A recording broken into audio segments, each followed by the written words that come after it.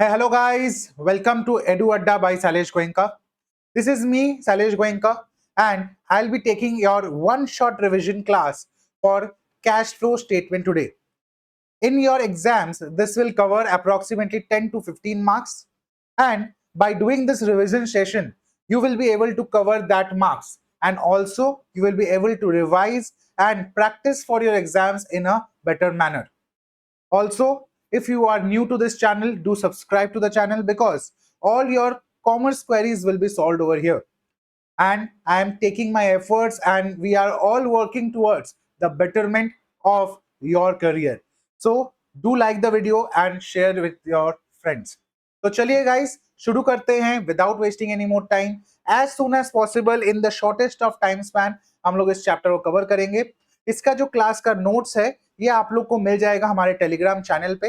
वो चैनल का लिंक दिया हुआ है नीचे डिस्क्रिप्शन बॉक्स में, वहां से आप लोग चैनल को ज्वाइन कर सकते हैं। और साथ ही साथ आप लोग कमेंट करके जरूर बताइएगा कि आप लोगों को क्लास कैसा लगा, और प्लस मोर देन दैट ये जरूर जरूर बताइएगा कि और नेक्स्ट वीडियो आपको कौन से टॉपिक पे चाहिए, FRFSA का, या फिर आप लोग को FM में भी कोई सजेशन वीडियोस अगर चाहिए तो जरूर कमेंट करके बताइएगा। I will be more than happy to help you out with the same. तो चलिए बच्चों शुरू करते हैं आज का ये session in 3, 2, 1 and let's go. Cash flow statement. Cash flow statement के बारे में थोड़ा सा पहले एक बार ओवरव्यू ले लेते हैं। Cash flow statement, alright. तो सर कैश फ्लो स्टेटमेंट क्या बताता है हम लोग को? कैश फ्लो स्टेटमेंट बताता है कि what is the flow of money in the business.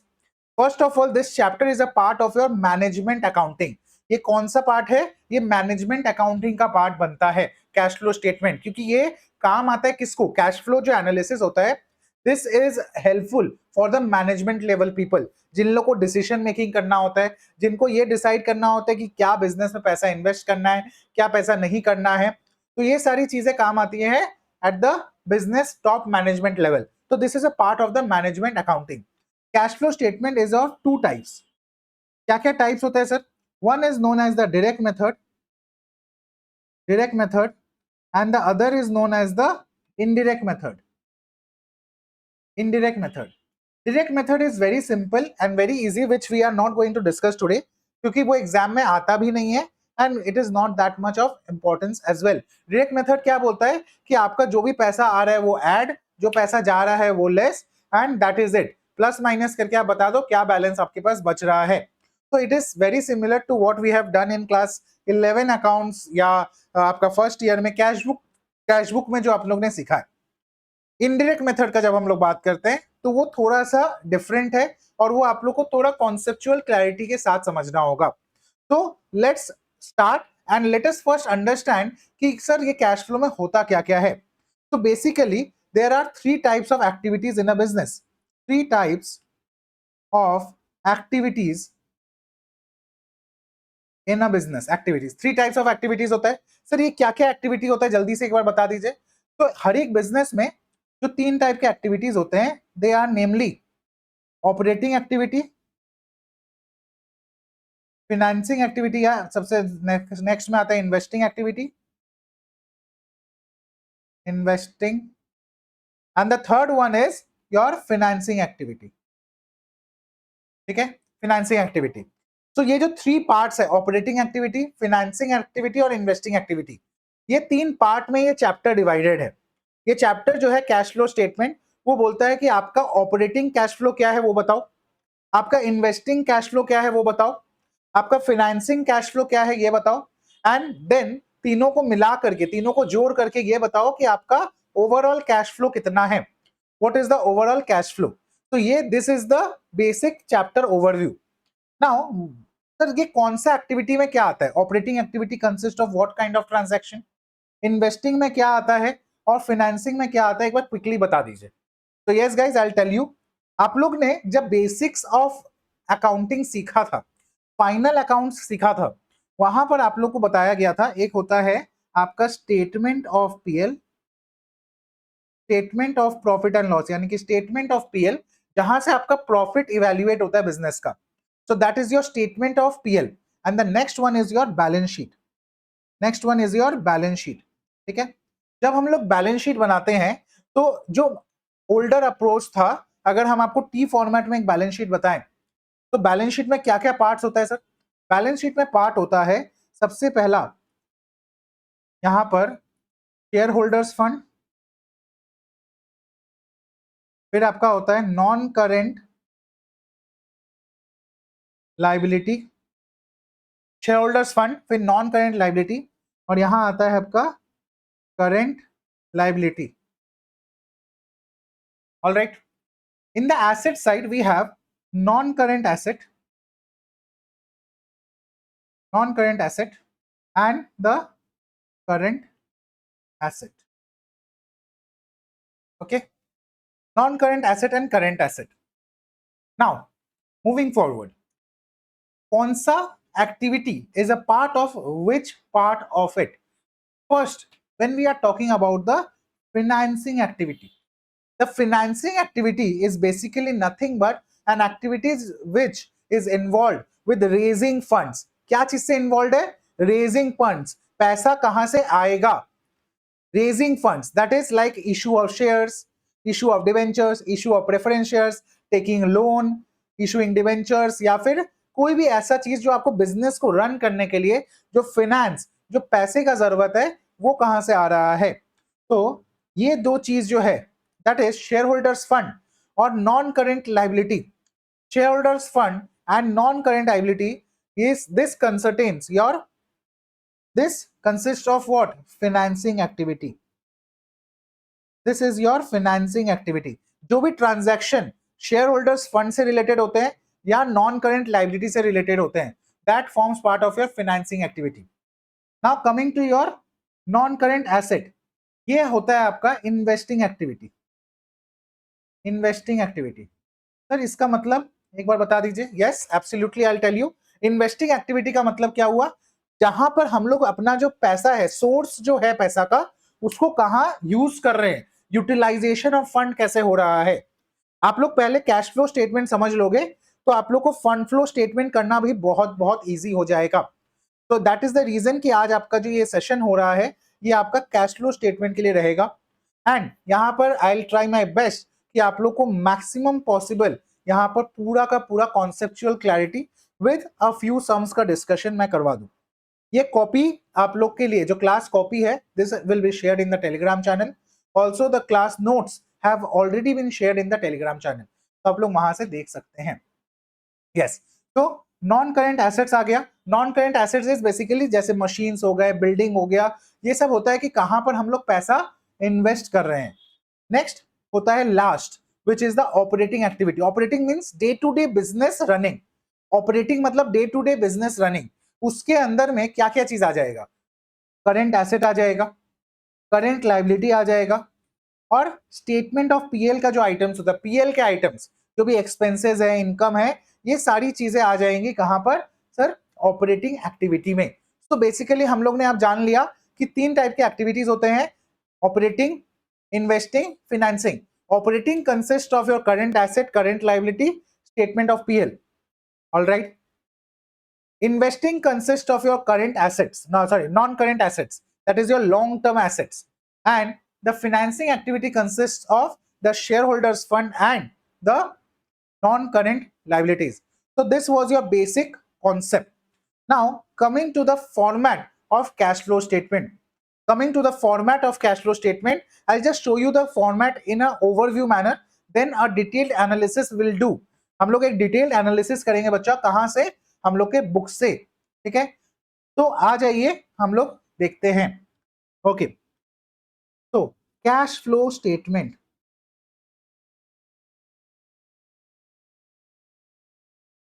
Cash flow statement यहां आ जाएगा आपका पर्टिकुलर्स, यहां आ जाएगा अमाउंट, और यहां आ जाएगा एक अमाउंट और. This is the inner column पहले, उसके बाद आउटर कॉलम.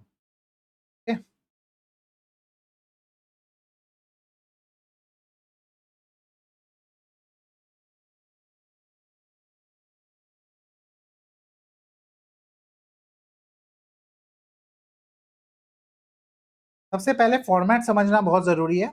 अगर आपको फॉर्मेट पूरा समझ में आ जा रहा है देन आपका 50% वर्क वहीं पे हो जाता है। First things first, first things first, सबसे पहले आता है cash flow from operating activity. Cash flow from operating activity, cash flow from operating activity के अंदर में आपका क्या आएगा? इसके अंदर आएगा सबसे पहले net profit before tax and extra ordinary items.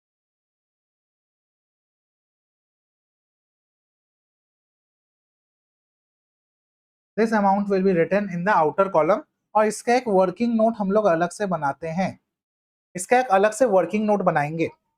Next what will come? Next will be net profit before tax and extra ordinary item हो गया। इसके बाद होता है adjustments for non cash and non operating items. This is what? This is your cash flow statement indirect method. This is your indirect method. All right? तो क्या आ गया यहाँ पर? Adjustment for non cash and non operating item. जब हम लोग net profit निकाले होंगे तो वहां पर बहुत सारा ऐसा एक्सपेंस चला गया होगा जो नॉन कैश नेचर का होता है क्योंकि वो अलाउड है, या फिर नॉन ऑपरेटिंग नेचर का होता है वो भी चला गया है, या फिर ऐसा कोई इनकम भी आया होगा। तो हम लोग इसको एडजस्ट करते हैं। यहां पर लिखेंगे ऐड। ऐड क्या क्या होगा? ऐड होगा depreciation. Depreciation is a non cash expenditure क्योंकि वो मशीन पे लगता है और वो वैल्यू कम तो करता है, एक्सपेंस भी है, but it is a non cash expenditure. तो डेप्रिसिएशन ऑन फिक्स्ड एसेट्स, इसको ऐड बैक करेंगे टू एमोटाइजेशन। जैसे डेप्रिसिएशन होता है फिक्स्ड एसेट्स का, एमोटाइजेशन होता है इनटेंजिबल एसेट का, इसको ऐड बैक करेंगे। depreciation of fixed asset, amortization of intangible asset, this we have added back। और क्या ऐड करेंगे? Interest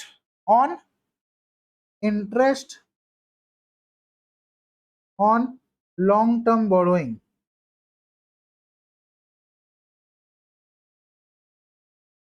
interest on long term borrowing, that is like debenture हो गया, लॉन्ग टर्म लोन हो गया, ये सब होता है लॉन्ग टर्म बोरोइंग, इसको भी ऐड करेंगे। और एक क्या ऐड करेंगे? Loss on sale of fixed assets. अब आप एक बार समझना एक चीज, डेप्रिसिएशन और एमोटाइजेशन है ऑपरेटिंग एक्सपेंस, बट ये नॉन कैश है इसलिए ऐड बैक हुआ। Interest on long term borrowing is a financing का एक्सपेंस, तो वो नॉन ऑपरेटिंग है इसलिए ऐड बैक हुआ। Loss on sale of fixed asset is a investing type of loss, तो इसीलिए वो नॉन ऑपरेटिंग है बोल के ऐड हुआ। तो आपको ये आइडेंटिफाई करना है ये नॉन कैश है या नॉन ऑपरेटिंग है। तो ये चारों को ऐड किया जैसे हम लोग ने, और भी बहुत सारे आइटम्स होते हैं, this is just an example. Less करेंगे इसी तरीके से, क्या लेस करेंगे? Number one, income slash dividend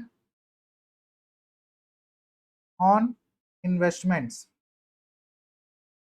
अगर मेरा कुछ इन्वेस्टमेंट्स था वहां से इनकम हुआ है तो वो इन्वेस्टिंग इनकम है, तो वो यहां नहीं आएगा। दूसरा, रेंट रिसीव्ड। तीसरा, इसी तरीके से अदर इन्वेस्टिंग इनकम अगर कुछ भी है, जैसे कि यहां पर loss on sale of asset था, अगर मेरा profit on sale of asset हो जाए उसको भी लेस कर देंगे। तो ये आ गया। तो ये जब आ गया, ये सारा को लिखने के बाद यहां पर ये सब लेस हो रहा है और यहां पर सब ऐड हो रहा है। करने के बाद यहाँ टोटल अमाउंट लिखेंगे जो भी आएगा, एंड इसके बाद निकलता है हमारा operating profit before working capital changes, operating profit before working capital changes, ये आ जाएगा आपका operating profit before working capital changes. Once we have written this, ये अमाउंट आ गया। ये अमाउंट कैसे आया? जो आपका net profit before tax and extraordinary item था वो, प्लस जो ये फाइनल वैल्यू आया था एडजस्टमेंट का, करके आया operating profit before working capital changes. अब वर्किंग कैपिटल क्या होता है? वर्किंग कैपिटल होता है करंट एसेट और करंट लाइबिलिटी का mixture, that is current asset minus current liability is your working capital. तो यहां पर बोल रहा है वर्किंग कैपिटल में चेंजेस होने के पहले जो ऑपरेटिंग प्रॉफिट है वो आ गया। अब हम लोग को वर्किंग कैपिटल का एडजस्टमेंट्स करना है, तो यहां पर ऐड करेंगे हम लोग, क्या ऐड करेंगे?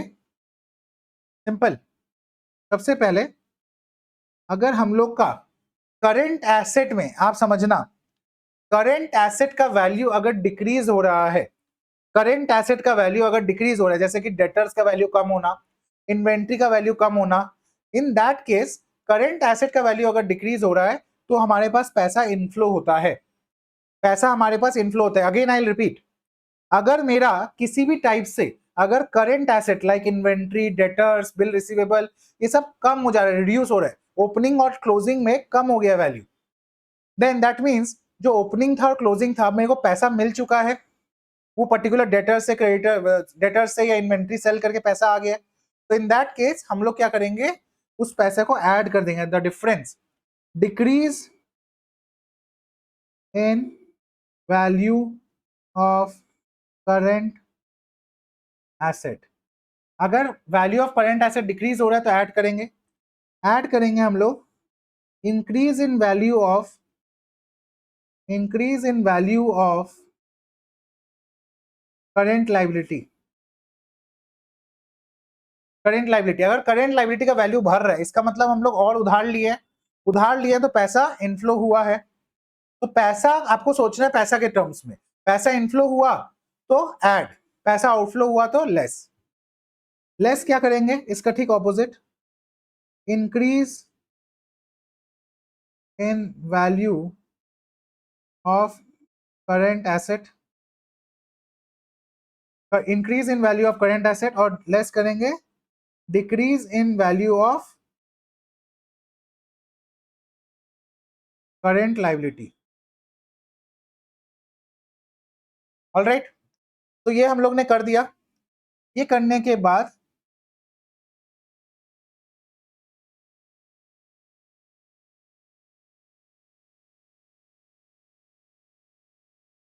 ये कर दिया, अब यहां से क्या निकलेगा?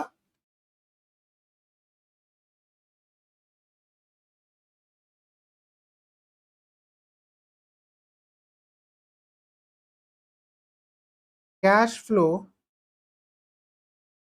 फ्रॉम ऑपरेशंस, ठीक है, जो भी ऑपरेशंस था मेरा उससे कैश फ्लो आ गया।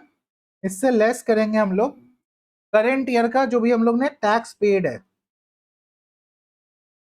जो भी टैक्स पेड है उसको लेस करेंगे, और लेस करेंगे adjustment for extra ordinary item.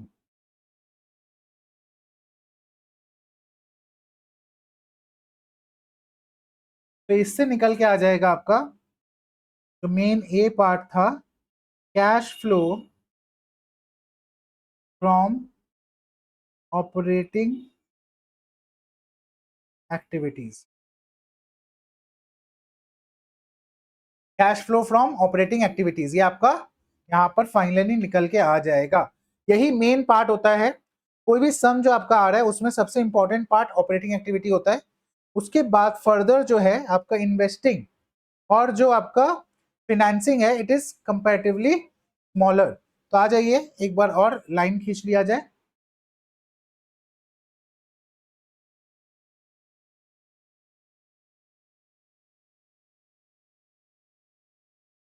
ये डिटेल पूरा फॉर्मेट मैंने आप लोगों के साथ अभी डिस्कस किया है, सो दैट आप लोगों को कोई भी टाइप का प्रॉब्लम फॉर्मेट में ना रहे एटलीस्ट। ऑलराइट, जो भी क्वेरीज रहेगा आप लोग कमेंट करके बता सकते हैं। I'll personally check and reply to each one of you. Okay? आ जाइए, बी पॉइंट क्या होगा यहाँ? बी पॉइंट होगा, अब सिंपल है, cash flow from investing activity.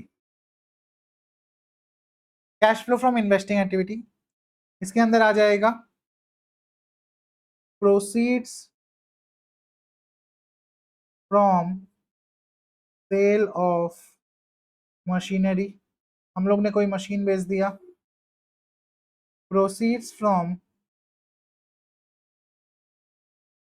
Cell of other fixed assets, कोई भी फिक्स्ड एसेट बेच के अगर पैसा आ रहा है तो वो ऐड होगा, तो ये ऐड हो रहा है।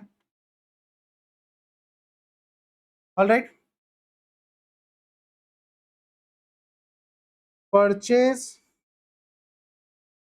ऑफ फिक्स्ड एसेट्स, अगर कोई भी फिक्स्ड एसेट परचेज कर रहे हैं तो वो लेस होगा। ठीक है, ये प्लस हो रहा है, ये प्लस हो रहा है, ये माइनस हो रहा है। ऑलराइट, पैसा आएगा तो प्लस, पैसा जाएगा तो माइनस। फिर और क्या आएगा? प्रॉफिट लॉस को नहीं लिखते, यहां पर आ जाएगा डिविडेंड रिसीव्ड, हम लोग का कोई इन्वेस्टमेंट था, पैसा आया, dividend received add. Rent receive, मेरा कोई प्रॉपर्टी है उससे हम लोग को रेंट रिसीव हो रहा है, मेरा रेंटल बिजनेस नहीं है, मेरा day to day work is not rental, तो ये आ जाएगा यहाँ पर। इस तरीका से ये सारा आने के बाद हमारा फाइनली यहाँ पर आ जाता है इधर कैश फ्लो फ्रॉम या cash used in investing activity. ठीक है, कैश फ्लो कब आएगा? जब पैसा पॉजिटिव में आएगा। कैश यूज कब आएगा? जब हमारा ये वैल्यू नेगेटिव हो जाएगा। ठीक है, ये हो गया B. Next is C. C है cash flow from financing activity. Cash flow from financing activity, this is also very simple, बहुत ईजी है। Cash flow from financing activity, यहां पर भी पैसा अगर आ रहा है, proceeds from issue of shares, proceeds from issue of debenture. ठीक है, लोन टेकन, पैसा कहीं से भी आ रहा है, किसी भी मोड में पैसा अगर आ रहा है लॉन्ग टर्म के लिए, ठीक है, चाहे वो शेयर होल्डर्स फंड का हो या नॉन करेंट लाइबिलिटी का, वो यहाँ पर ऐड हो जाएगा। Proceeds from issue of shares, proceeds from issue of debenture, loan taken, less क्या हो जाएगा? Repayment of loan, repayment of loan less होगा। ठीक है, फिर रिडेम्पशन ऑफ डिवेंचर लेस होगा, जहां भी पैसा आउटफ्लो होगा वो लेस हो जाएगा।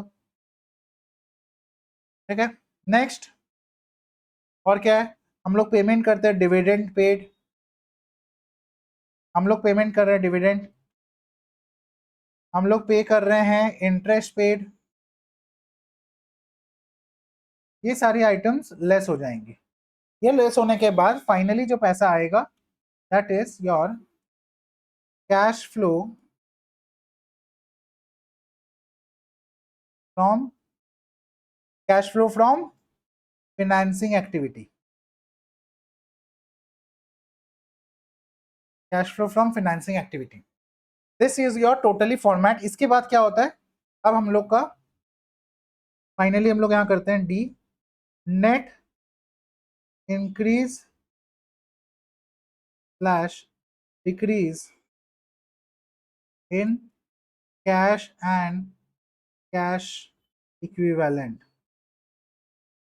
कैश एंड कैश इक्विवेलेंट में कितना इंक्रीज डिक्रीज हुआ पूरा साल में, ये कैसे निकलेगा, ए प्लस बी प्लस सी, यानी कि ऑपरेटिंग का फाइनल बैलेंस, इन्वेस्टिंग का फाइनल बैलेंस और फिनेंसिंग का फाइनल बैलेंस, इससे निकलेगा आपका पूरा वैल्यू। तो ये आ गया यहाँ पर, यहाँ नहीं आउटर कॉलम में लिखो इसको, इसको ऐड करेंगे यहाँ पर, add opening cash and cash equivalent, जो आपका opening balance of cash and bank balance रहेगा वो यहाँ ऐड हो जाएगा, and finally the value will be, finally value क्या आएगा, closing cash and cash equivalent. Alright, best part about cash flow is, आपको पहले से, best part about cash flow is आपको पहले से एक आइडिया रहता है कि what will be the final answer, क्योंकि closing cash and bank balance आपको दिया हुआ रहता है। साथ ही साथ when you are doing a complete sum, so आपको कुछ ट्रिक्स बता देता हूँ। ये पूरा फॉर्मेट हम लोग ने किया, पूरा का पूरा फॉर्मेट किया। अभी आपको जो ध्यान रखना है वो है, जब भी आप सम करो तो मेक 2 पेजेस का format, make the format and sum को पीछे से भी स्टार्ट कर सकते हो। सबसे पहले ये पुट कर दो closing balance, opening balance put कर दो, तो आपको पता रहेगा आपका ये कितना आना चाहिए, नेट इंक्रीज एंड डिक्रीज कितना आना चाहिए वो पता रहेगा। फिर आप कर लो इन्वेस्टिंग एक्टिविटी, फिनेंसिंग एक्टिविटी, ये आपका छोटा छोटा रहता है, सो दैट आपका जब आप ऑपरेटिंग करो तो वहां पर आपको बहुत ज्यादा प्रॉब्लम ना आए, वो बहुत इजीली सॉल्व हो जाए। तो this was your complete cash flow statement का पूरा फॉर्मेट। ठीक है, अब आ जाते हैं हम लोग यहाँ पर बुक में। ठीक है, आप लोग के बुक में आ जाओ, एडवांटेजेस एंड ये सारे कॉन्सेप्ट्स आप लोग खुद ही पढ़ सकते हो, सारे के सारे चीज हम लोग खुद ही पढ़ सकते हैं, तो इसमें हम लोग को कुछ और जानने का जरूरत नहीं है। This is as per accounting standard 3 जो ये बनता है।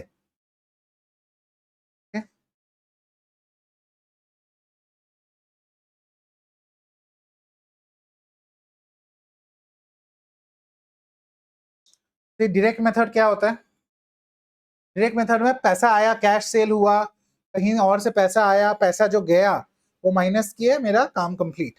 ठीक है, ये है direct method. Okay, direct method में ज्यादा कुछ नहीं है। इनडायरेक्ट मेथड में हम लोग स्टार्ट करते हैं नेट प्रॉफिट से। तो मैंने वहां पर आपको वर्किंग नोट नंबर 1 ये जो लिखवाया था, वर्किंग नोट नंबर 1, तो ये आपका कैसे निकलेगा, आ जाओ नीचे वर्किंग नोट भी समझा देते हैं। Working note number 1,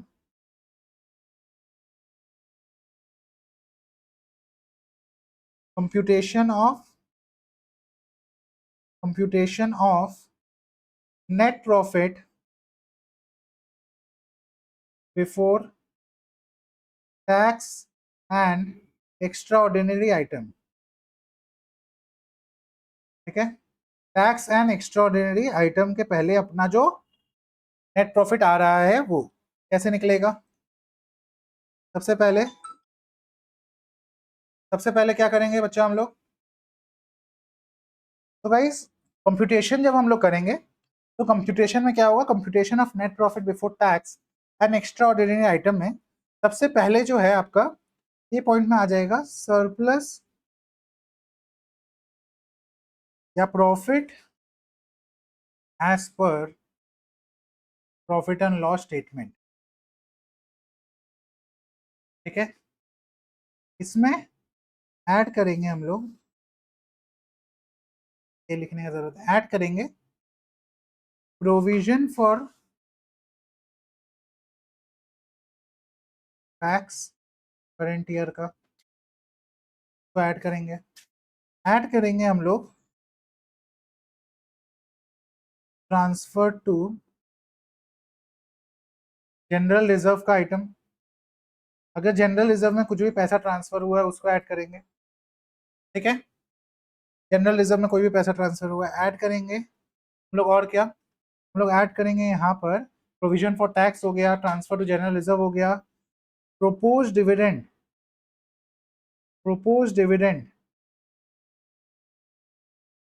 for previous year, previous year का अगर कोई प्रपोज डिविडेंड है उसको यहाँ पर ऐड बैक करेंगे। ऑलराइट, ये सारी चीजें ऐड हो गई, provision for tax, transfer to general reserve, propose dividend for the previous year, या फिर और एक चीज, अगर interim dividend paid, interim dividend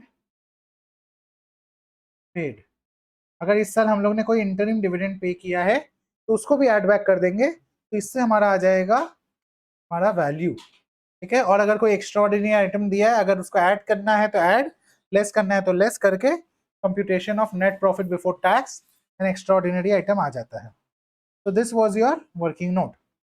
alright, moving forward, let us see कि आपका ये फॉर्मेट क्या बताता है।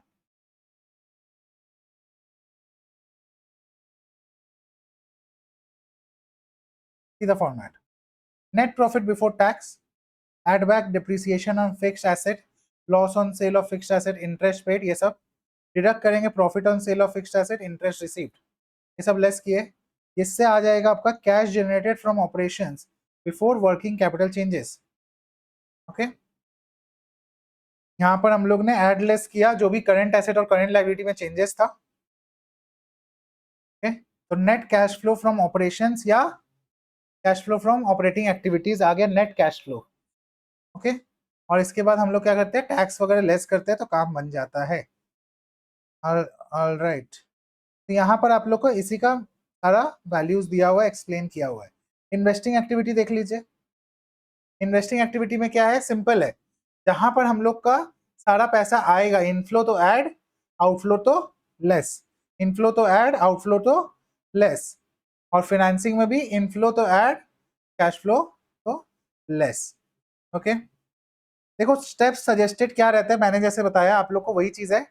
Setup the requirement format in blank, मतलब पहले आप फॉर्मेट ब्लैंक बना लो, leaving space to insert details. Okay, हम लोग एक या दो पेज पूरा बनाएंगे और फिर another page for working note रखेंगे। Study the additional information below the balance sheet and mark the related items in the balance sheet.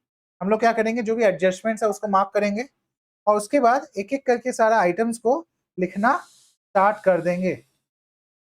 हम लोग एक एक करके आइटम्स को सारा को लिखना स्टार्ट कर देंगे। ऑलराइट, और फिर स्टेप 4 और स्टेप 5 क्या है, complete all the working notes, transfer all relevant figures to the main statement, and 5 complete the main statement.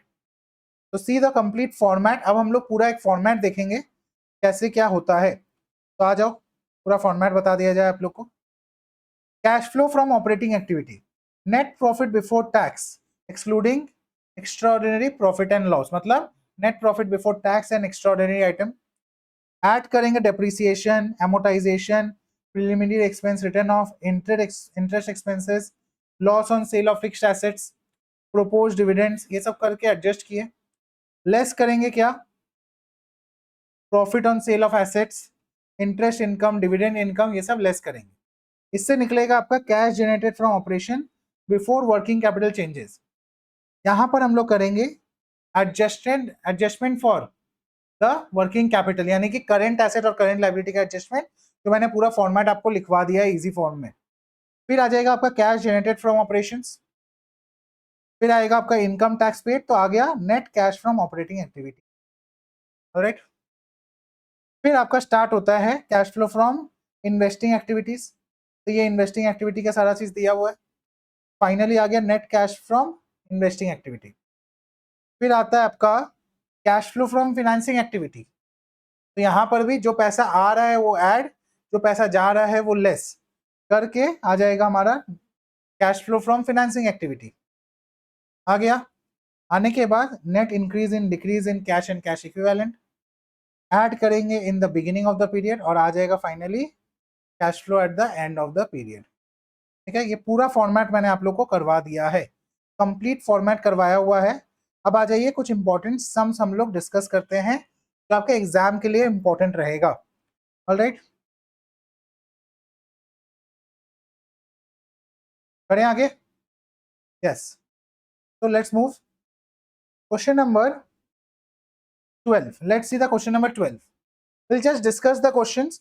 Obviously अभी इतना टाइम नहीं है कि मैं आप लोग को पूरा पूरा सम सॉल्व करवाऊं, बट यस फॉर्मेट अगर आपका हो गया है तो कुछ कुछ सम्स अगर कर लेंगे तो it will be very nice of you. अगर आप लोगों को कोई भी डाउट्स है, whether you are an enrolled student और नॉट, आप लोग टेलीग्राम चैनल को ज्वाइन करिए, वो चैनल ओपन किया हुआ है, आप लोग वहां पर कमेंट करके मेरे से पूछ सकते हैं अपना डाउट्स भी, या फिर नीचे दिए गए मेल आईडी पे आप लोग मेल करिए, या मेरा गिवन नंबर है पर्सनल, वहां पर आप लोग व्हाट्सएप करके भी अपना डाउट्स पूछ सकते हैं। Main aim is to improve your marks. और आप लोग अगर एडमिशन्स लेना चाहते हैं, एनरोल करना चाहते हैं, तो आप लोग कांटेक्ट कर सकते हैं। बहुत ही अमेजिंग बैच चल रहा है, महासंग्राम बैच, जिसमें आप लोग का पूरा जस्ट बिकॉज आपका एग्जाम भी अभी थोड़ा पोस्टपोन हुआ है, तो इसकी वजह से हम लोग उसका बेनिफिट भी यूज कर सकते हैं। ऑल राइट, ओके, तो let's move forward. Yes, yes sir. तो क्वेश्चन दिया हुआ है बच्चा, यहाँ पर देख लो। From the following summary cash account of X limited, prepare cash flow statement for the year ended 31st March 2016 using the direct method। ये direct method का सम है। The company does not have any cash equivalents। Okay, तो ये बहुत simple है। जो पैसा आया, जो पैसा आया वो ऐड, जो पैसा गया वो लेस, फाइनल वैल्यू निकाल देंगे। ठीक है, यहाँ पर देख लो, जो पैसा आता जा रहा है वो ऐड करते जा रहे हैं, और फिर जो जा रहा है उसको लेस किए, एंड हम लोग का फाइनल आंसर आ गया। तो कुछ खास ऐसा था नहीं। आओ इनडायरेक्ट मेथड का सवाल देखते हैं। एग्जाम में आएगा इनडायरेक्ट मेथड ही। एज पर AS3 अगर बोल दिया है, तो इसका मतलब क्या है, वो इनडायरेक्ट मेथड से ही मांग रहा है आपको। हाँ, क्वेश्चन नंबर हम लोग देखेंगे अभी, question number 14। Question number 14, alright. The following are the summarised balance sheets of X Limited as on 31st March 2015 and 16। 31st March 2015-16 में हमारा एक समराइज्ड बैलेंस शीट दिया हुआ है, एक कंपेयर करके 2 साल का वैल्यू दिया हुआ है। ओके, इक्विटीज एंड लाइबिलिटीज में ये फॉर्मेट में भी थोड़ा सा पुराना होगा। अभी जो लेटेस्ट फॉर्मेट है उसमें आपका यहाँ पर कुछ टर्म्स में नाम चेंज हुए हैं, जो मैंने आप लोग को पहले ही बताया। नॉन करेंट एसेट्स के अंदर में फिक्स्ड एसेट की जगह नाम हो गया है property plant and equipment and intangible assets, ये नाम हो गया है। पिछला सेशन में भी मैंने बता दिया था। और टेंजिबल एसेट का नाम हो गया है PPE, that is property plant and equipment. बाकी सब कुछ इट रिमेन्स द सेम। हाँ, आप लोग को अगर उसका भी फॉर्मेट चाहिए बैलेंस शीट का, तो कमेंट करके बताइएगा। I will share the balance sheet latest updated format with you guys. Alright, तो इक्विटीज एंड लाइबिलिटीज में बच्चा क्या क्या है यहाँ पर। सबसे पहला शेयर होल्डर्स फंड दिया हुआ है, जिसके अंदर आपका शेयर कैपिटल है 10 लाख पहले था, अब 12,50,000 है। तो हमको क्लियरली दिख रहा है कि मेरा 2,50,000 का वैल्यू इंक्रीज हुआ है। 2,50,000 का हम लोग ने नया शेयर्स इशू किया है। Next, reserve and surplus. Reserve and surplus में 4 लाख से 4,90,000 हुआ है, तो 90,000 इंक्रीज हुआ है, जिसका नीचे वर्किंग नोट हम लोग को दिया हुआ है। ऑलराइट, इसमें कुछ नहीं है। नॉन करेंट में लॉन्ग टर्म बोरोइंग 5 लाख से 4 लाख हो गया, तो 1 लाख का हम लोग ने रिडीम किया है, तो ये पैसा आउटफ्लो हो गया। करेंट लाइबिलिटी में शॉर्ट टर्म बोरोइंग कुछ नहीं है। ट्रेड पेबल्स, सन्ड्री क्रेडिटर्स, यानी कि ऑपरेटिंग एक्टिविटी का मेरा डिक्रीज हुआ है। डिक्रीज होना मतलब क्या, डिक्रीज इन करंट लाइबिलिटी, यानी कि मेरा पैसा जाना कि आना। सर, करंट लाइबिलिटी अगर डिक्रीज हो रहा है, इसका मतलब मैंने पैसा रीपे कर दिया है, तो मेरा आउटफ्लो है ये आउटफ्लो है, ये लेस हो जाएगा। ओके, अदर करंट लाइबिलिटी में आउटस्टैंडिंग एक्सपेंस कुछ नहीं था। शॉर्ट टर्म प्रोविजंस है, ये शॉर्ट टर्म प्रोविजन जो रहता है वो प्रोविजन फॉर टैक्स रहता है। Provision for tax, still will check इसके अंदर है क्या, but this is provision for tax. Okay, इसका मोस्टली आपको नीचे वर्किंग नोट में कुछ ना कुछ डिटेल मिलेगा एडजस्टमेंट्स में। नॉन करेंट इन्वेस्टमेंट हम लोग ने सेल कर दिया है, नॉन करेंट इन्वेस्टमेंट सेल कर दिया है। पीपी, प्रॉपर्टी प्लांट इक्विपमेंट, मैंने नया कुछ परचेज किया है फॉर श्योर, क्योंकि वैल्यू इंक्रीज हुआ है। इन्वेंट्री 3 लाख से 2,80,000 हो गया, तो डिक्रीज हुआ, यानी कि 20,000 का मेरा अच्छा बात है सेल हुआ है। ट्रेड रिसीवेबल 4 लाख से 4,20,000 हो गया, इंक्रीज हो गया, यानी कि मैंने और उधार दे दिया लोगों को। और कैश एंड कैश इक्विवेलेंट तो दिया हुआ ही है डायरेक्टली। आ जाओ नोट्स टू अकाउंट्स में क्या दिया हुआ है। हम लोग के पास सारा इक्विटी शेयर्स है 10 रुपीज ईच, मतलब कोई भी प्रेफरेंस शेयर्स नहीं है। तो प्रेफरेंस शेयर्स नहीं है तो प्रेफरेंस डिविडेंड का भी बात नहीं आता। नीचे रिजर्व एंड सरप्लस में क्या है, कैपिटल रिजर्व है, जनरल रिजर्व है, प्रॉफिट एंड लॉस है। ठीक है, नॉर्मल करेंट ईयर का प्रॉफिट कितना है, 30,000। ट्रांसफर टू रिजर्व है कितना, 50,000। और कैपिटल रिजर्व का क्या करेंगे वो हम आपको बताएगा बाद में। कैपिटल रिजर्व का आपको कुछ ना कुछ नोट्स दिया हुआ रहेगा, कैपिटल रिजर्व का कुछ ना कुछ नोट्स दिया हुआ रहेगा। ऑलराइट, शॉर्ट टर्म प्रोविजंस में प्रोविजन फॉर टैक्स है, प्रोपोज डिविडेंड है। Alright, very nice. Tangible assets में लैंड एंड बिल्डिंग है, मशीनरी है, दोनों का लेजर बनेगा। इसका लेजर, इसका लेजर वर्किंग नोट के लिए, इसका लेजर, इसका लेजर, ये चार का लेजर बनाना होगा तो आपके लिए इजी रहेगा। अदरवाइज क्या होता है कि आपको बहुत हैफजेट हो जाता है सम्स करना। आगे बढ़ते हैं। Cash and cash equivalent, cash on hand है और कैश एट बैंक है, ये दिया हुआ है, इसका कोई एज सच बहुत ज्यादा यूज केस नहीं। ओके, एडिशनल इंफॉर्मेशन क्या है? Dividend of ₹1 lakh was paid during the year ended March 31, 2016।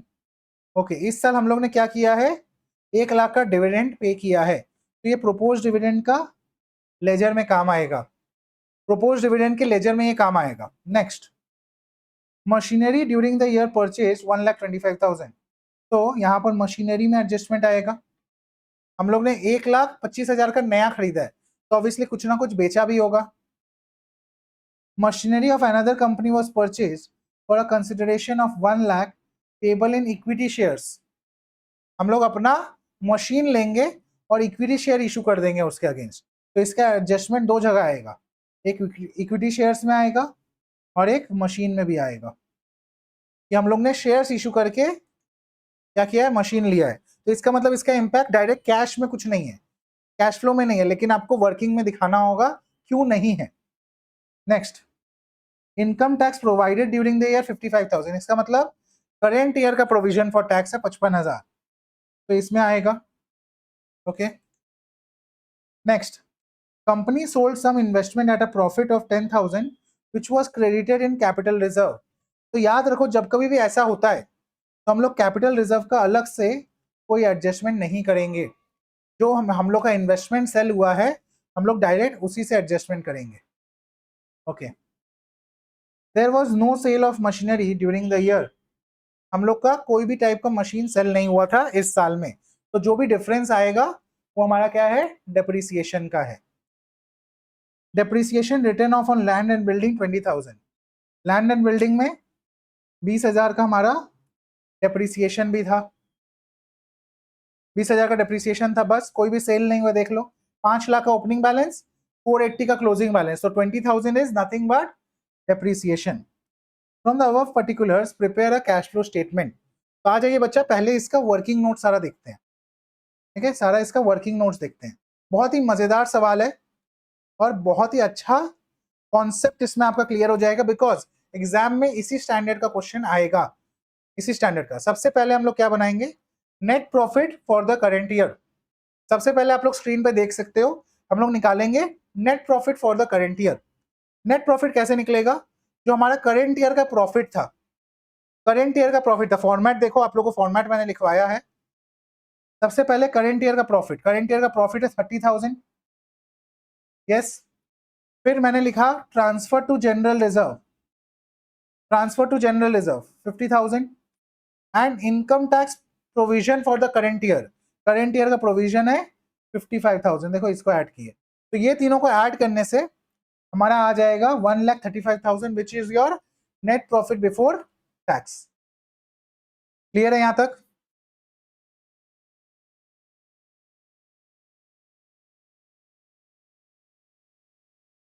Okay, next, machinery account बनाना है, मैंने बताया। Machinery account is a ledger, simple, जहां पर आपका ओपनिंग बैलेंस गिवन है 7,50,000 का,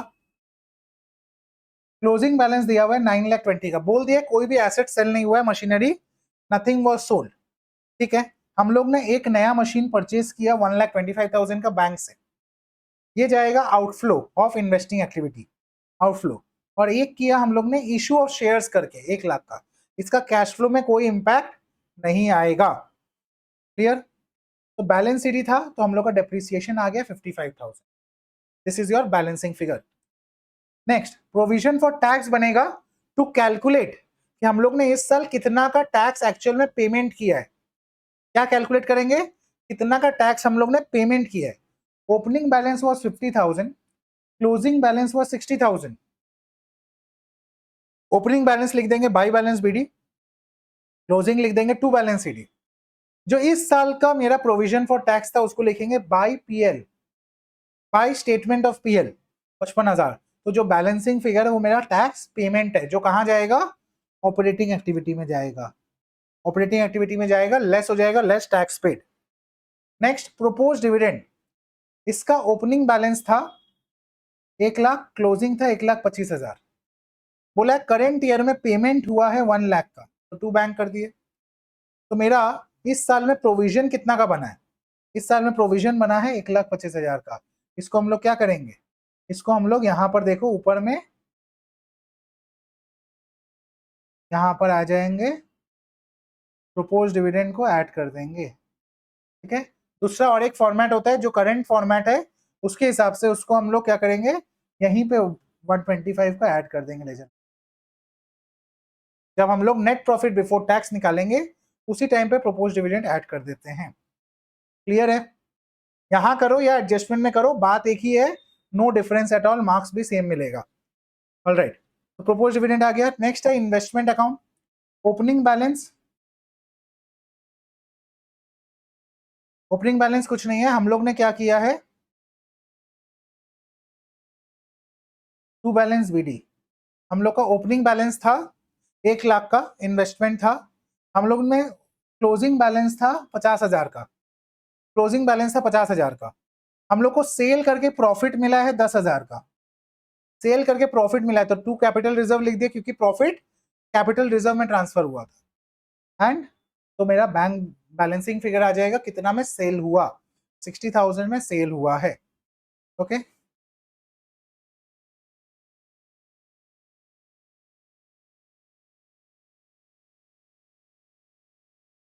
ऑलराइट, तो आ जाओ अब एक बार सम को देख लेते हैं कैसे हो रहा है। सबसे पहले कैश फ्लो फ्रॉम ऑपरेटिंग में नेट प्रॉफिट बिफोर टैक्स आ गया 1,35,000। अब इसमें हम लोग एडजस्टमेंट कर रहे हैं non cash and non operating का, तो क्या क्या होगा इसमें, डेप्रिसिएशन ऑन मशीनरी हम लोग बना चुके हैं notes, 55,000 add, depreciation on land and building given in the question 20,000 add, propose dividend notes बन चुका है ऐड 1,25,000। तो इससे आ गया cash generated from operations before working capital changes, तो आ गया 3,35,000। अब हम लोग का क्या हुआ है, हम लोग का ट्रेड रिसीवेबल इंक्रीज हुआ था, मैंने दिखाया आपको 20,000 लेस हो जाएगा, इन्वेंट्री डिक्रीज हुआ तो 20,000 ऐड हो जाएगा, ट्रेड पेबल कम हुआ 1,00,000 तो लेस हो जाएगा। इससे आ गया cash generated from operation 2,35,000, less कर दें income tax paid that is 45,000। इस साल पेमेंट कितना हुआ है, प्रोविजन 55 का किए थे, पेमेंट हुआ है 45 का, उसको हम लोग ने लेस कर दिया यहाँ पर। क्या यहां तक पूरा क्लियर है आप लोग का? यस, कमेंट करके जरूर बताइए कि आप लोग को कैसा समझ में आ रहा है, नहीं समझ में आ रहा है, क्या और बेटर हो सकता है, कौन सा टॉपिक का रिवीजन वीडियो और आपको चाहिए। और डरने का कोई बात नहीं है, मैं पूरा का पूरा ट्राई कर रहा हूँ इफ माई टाइम परमिट्स कि आप लोग को सारे चैप्टर्स का एक एक रिविजन क्विक वीडियो मैं दे दूं। ऑब्वियसली जो हम लोग रेगुलर क्लास अपना कर रहे हैं, जो बैच चल रहा है उसमें जितना सारा सम्स हम लोग प्रैक्टिस करते हैं that is not possible for the YouTube session, but yes I am trying my best कि आपका पूरा कॉन्सेप्चुअली आप लोग स्ट्रॉन्ग बन जाए। ऑलराइट, 45,000 यहाँ हो गया। Net cash from operating activity 1,90,000 आ गया। अब इन्वेस्टिंग एक्टिविटी, परचेज हुआ था मशीन 1,25,000 का परचेज हुआ था मशीन, और जो हम लोग ने शेयर्स इशू करके किया है उसमें कोई भी पैसा आया भी नहीं गया भी नहीं, तो उसको रिकॉर्ड नहीं करना होगा यहाँ। सेल ऑफ इन्वेस्टमेंट हुआ था 60,000 का, ये भी हम लोग ने दिखा दिया नोट्स में। फिनेंसिंग एक्टिविटी में हम लोग ने इशू ऑफ शेयर्स किया जिसमें 2,50,000 का शेयर इशू हुआ था, जिसमें से 1,00,000 वॉज फॉर अ मशीन, तो पैसा तो आया नहीं, पैसा कितना आया, पैसा आया 1,50,000। हम लोग ने लोन पेमेंट किया 1,00,000 का और डिविडेंड पेमेंट किया 1,00,000 का। ओके, तो इसके बाद हम लोग का और कुछ बचा क्या, यस यहाँ पर आके आपका हो गया फिनेंसिंग भी खत्म। तो नेट इंक्रीज एंड डिक्रीज कितना आया, तीनों को अगर ऐड करें 190 plus minus 65 minus 55 50 sorry minus 50, तो ये आ जा रहा है आपका 75,000। 75,000 इसमें ऐड कर देंगे opening cash and cash equivalent 5,00,000, तो आ जाएगा closing cash and cash equivalent 5,75,000। तो this is a complete sum which you need to practice. आप लोग को और भी बहुत सारे सम्स यहाँ पर दिए गए हैं। ये नोट्स मैंने ऑलरेडी आप लोग का टेलीग्राम चैनल पे दे दिया है, वो चैनल आप लोग ज्वाइन कर लीजिए, वहां पर आपको पूरा का पूरा सम्स और एवरीथिंग मिल जाएगा। एग्जाम के पहले I am trying to plan a marathon जहां पर past papers and important questions भी आप लोग को करवाए जाएं। बट स्टिल अगर आप लोग को अभी भी टाइम मिला है, अगर बेस में इशू है, तो क्लासेस ज्वाइन कर लीजिए। बैच साइज बहुत ही स्मॉल ऑनलाइन बैच है, पूरा आप लोग के हिसाब से फुल 1-to-1 कॉन्सेंट्रेशन के साथ क्लास चलेगा। ऑलराइट गाइस, तो see you in the class. Enrolment कैसे करेंगे? मेल कर सकते हैं आप, मैसेज कर सकते हैं, व्हाट्सएप कर सकते हैं, नीचे डिस्क्रिप्शन बॉक्स में दिया हुआ फॉर्म भर सकते हैं, आप किसी भी तरीके से कर सकते हैं। I hope you are liking the content. तो to subscribe to the channel, press the bell icon and पूरा क्लासेस को अच्छे से करिए गाइस। आप लोग का मार्क्स, ये फाइनल सेमेस्टर है, ये मार्क्स आपको आगे मास्टर्स करने में, आपको एमबीए करने में, प्रोफेशनल कोर्सेज में जाने में बहुत बहुत हेल्प करेगा। I have done my masters in commerce, I have done my CA and और भी I am pursuing my BEd. तो ये सारी चीज़ों में मेरे को बहुत हेल्प मिला है बीकॉम के मार्क्स का, तो इसीलिए आप लोग को ये बेनिफिट यहाँ मिल रहा है। मेरे टाइम पे मेरे को खुद करना पड़ा था, ऑनलाइन में ऐसा कुछ अवेलेबल नहीं था। तो गाइज आज आप लोग को ये बेनिफिट है, तो इसको अच्छे से करिए और बहुत ही खुश होकर पढ़ाई करिए। See you in the next session. Till then, bye bye, take care and have a great time ahead. Bye guys.